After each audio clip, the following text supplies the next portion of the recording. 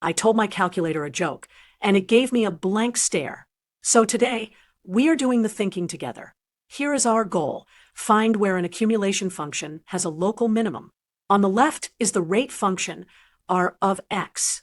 On the right is the accumulation function, a of x. A of x is the integral from -1 to x of r of t dt. Now, let's build the accumulation function step by step. We start at x equals -1, so the area is 0. From -1 to 1, the rate function is below the x-axis, so the accumulated area becomes more negative and a of x decreases.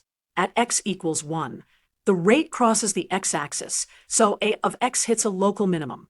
After x equals 1, the rate is positive, so the area adds back and a of x increases. So here is the big idea. A of x decreases when the rate r of x is negative, and a of x increases when the rate is positive. That switch from negative to positive gives us the local minimum. If your calculator laughed at that one, you are ready for calculus.